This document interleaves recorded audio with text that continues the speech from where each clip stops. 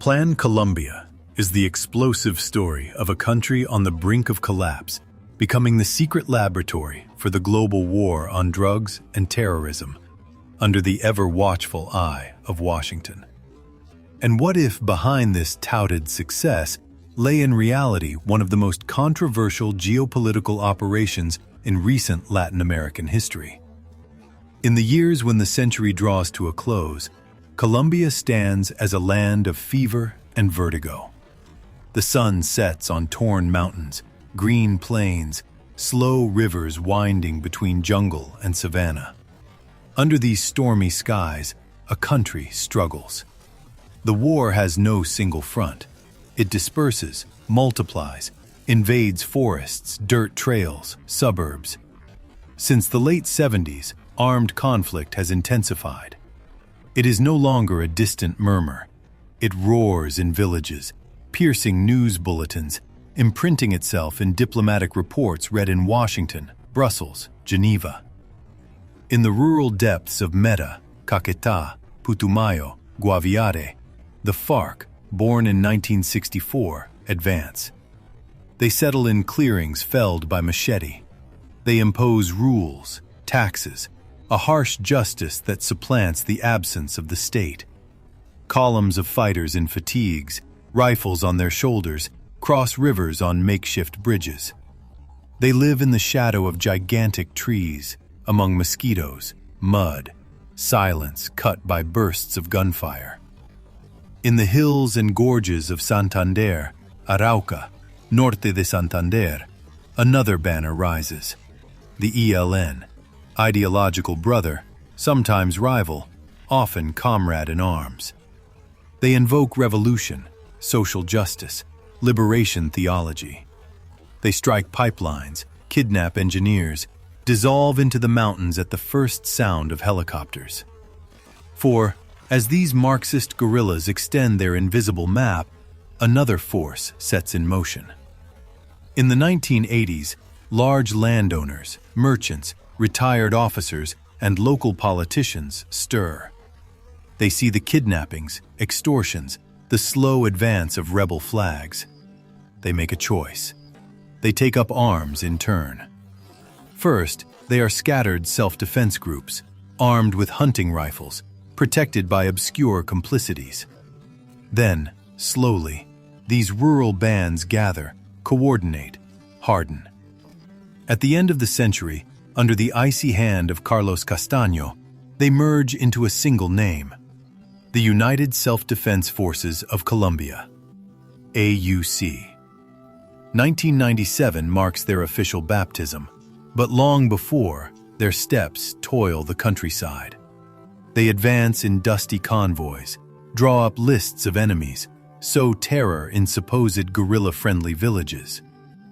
In clandestine laboratories hidden deep in the forests, men pour toxic liquids into plastic vats.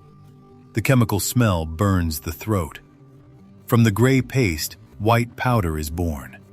It then travels via secret airstrips, sun-dried muddy tracks, forgotten roads. From there, it reaches ports, cargoes, planes. Medellín and Cali become names of storm. Pablo Escobar reigns first, flanked by gunmen ready to die for a wage and a legend. Bombs explode in the streets, presidential candidates fall, judges die. Then, when the Medellín cartel falters, the Cali cartel takes over, more discreet, more infiltrated, more subdued, led by the Rodriguez Orejuela brothers. In Putumayo, Caquetá, Guaviare, Norte de Santander, coca spreads like a second skin on the earth. Farmers plant it because corn does not pay, because coffee collapses, because roads are far, because children are hungry. The green, veined leaf grows under the humid sun.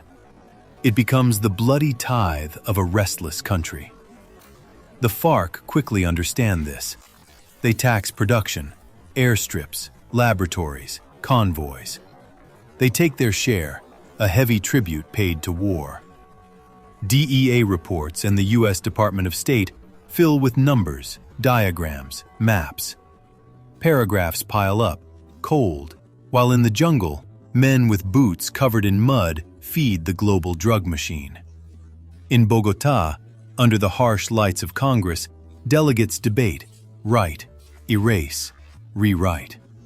They invent a constitutional court, engrave broader fundamental rights in the stone of laws. They dream of a modern state, fairer, closer to its people. They sign the text. Newspapers celebrate this renewal. With Samper, the storm strikes. In 1994, he enters the presidential palace. In 1995, the Proceso 8000 engulfs him. The recordings, the testimonies, the suitcases of bills, the scandal erupts. It is discovered that the money from the Cali cartel is funding his campaign. The country wavers. The United States observes, then strikes. In 1996, Washington revokes his visa. More than an administrative gesture, it's a signal, a diplomatic stigma. High-level cooperation slows down, cools off. Trust erodes. In the corridors of the State Department, there is talk of corruption, collusion, institutional fragility. Some forms of anti-drug cooperation are reduced, conditions are tightened. The second half of the 90s unfolds under this heavy sky. Bogotá and Washington eye each other from a distance, wary, cautious, both aware that their destinies intersect around the same enemy, cocaine. In 1986 and 1988, the U.S. Congress adopts the Anti-Drug Abuse Act. Sanctions toughen, penalties swell. International cooperation becomes a stated priority. In the padded rooms of Washington, senators brandish graphs, photographs of seized shipments, maps of cocaine routes. Lines are drawn across the oceans, across continents.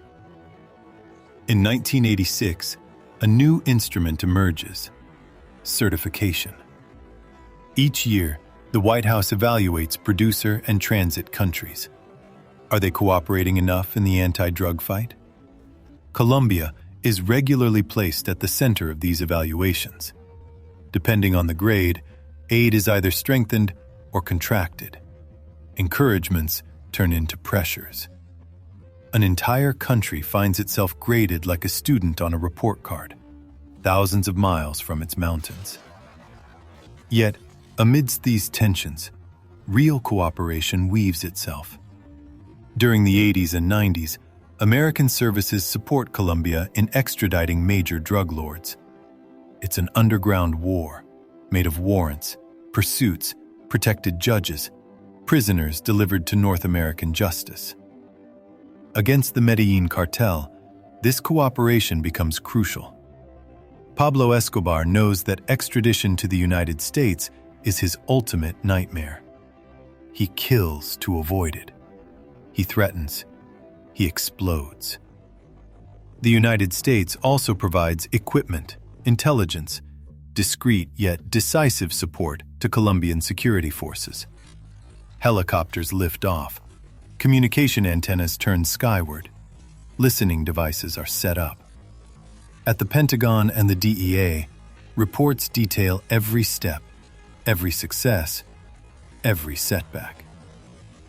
But another principle emerges in 1997 as a limit to security zeal: the Leahy Law. It prohibits military aid to any foreign unit involved in serious human rights violations. It requires verifications, lists, filters. Colombia, a country in a dirty war, finds itself under this scrutiny.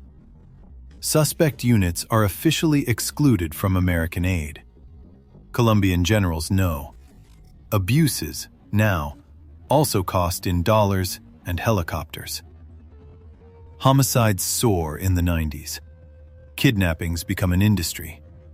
Entire roads are booby-trapped, buses intercepted, notables, peasants, foreigners torn from their everyday lives. Families await a call, a letter, proof of life. Reports from the United Nations, those from Human Rights Watch, swell with dark numbers. Dead, disappeared, displaced. Meanwhile, coca crops explode. Satellites and aircraft photographing the land from above spot green patches, regular plots amidst the forest. Peru and Bolivia, under anti-drug program pressure, reduce their production. Colombia takes over. In the second half of the 90s, reports from the UNODC and the State Department note the staggering increase in cultivated hectares. The country becomes the beating heart of the global cocaine market. Yet in vast regions, the state remains a distant rumor. In the Amazon, in the Orinoco, on the porous borders with Ecuador, Peru, Venezuela, public presence is scant. A few isolated police stations, military bases surrounded by lawless lands, impoverished town halls, judges under threat. The World Bank and the IDB recorded. Large areas, entire regions, escape Bogotá's effective control. In June 1998, Colombians vote. They elect this son of a former president, smiling, determined, who promises peace. On August 7, 1998, he takes the oath. In his speech, war is not just a matter of weapons. It is a social, economic, territorial cancer. He vows to open unexpected paths. His promise is clear. Negotiate with the FARC. Seek dialogue with those others only want to fight. But he knows that peace without resources is just a fragile word. He also announces that he wants a comprehensive plan, a plan for peace, development, and the reconquest of the state. He wants the world's help. Even before officially taking power, he acts. In July 1998, he travels to the Caguán region. The jungle is dense, the air saturated with heat. There, he meets Manuel Marulanda, the old leader of the FARC, known throughout the country as Tiro Fijo. Two worlds confront each other. The president-to-be in a light suit with a measured smile. The mythical guerrilla with a peasant silhouette, a face tanned by decades of guerrilla warfare. A few months later, Pastrana makes a decision symbolizing his faith in negotiation. In November 1998, he orders the demilitarization of a vast area in the Caguán, about 42,000 square kilometers. San Vicente del Caguán, La Uribe, and other municipalities fall within this territory withdrawn from the presence of the armed forces. The army withdraws. The FARC move about in uniform, openly. Dialogue tables are set up. Tents are pitched. Microphones are installed. It is a stripping down. The state voluntarily retreats, hoping that the trust thus offered will be the ground for a lasting agreement.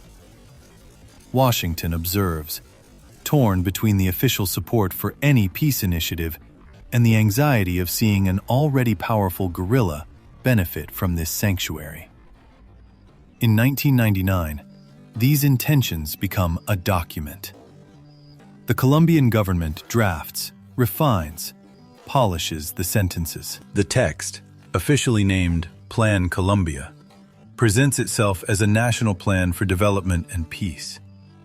It is not merely a plea for weapons. It is a request for total support, financial, technical, political. Pastrana sends his emissaries to knock on many doors.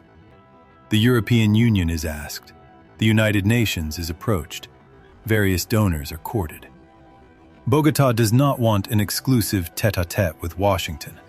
It seeks an international coalition to save Colombia. In Washington, Bill Clinton has been in power since 1993. By the late 1990s, his advisors pore over the statistics. The cocaine flooding American streets comes mostly from Colombia. Seizures prove it. Investigations confirm it. The maps also show another danger. The Colombian conflict potentially spills over into Panama, Ecuador, Venezuela, Brazil, Peru. An internal war risks becoming a regional blaze. In 1999, the first diplomatic exchanges intensify. Colombian delegations arrive in Washington, dossiers in hand, graphs in their briefcases. They present the Colombian version of Plan Colombia. They talk about peace, rural reform, social justice, crop substitution.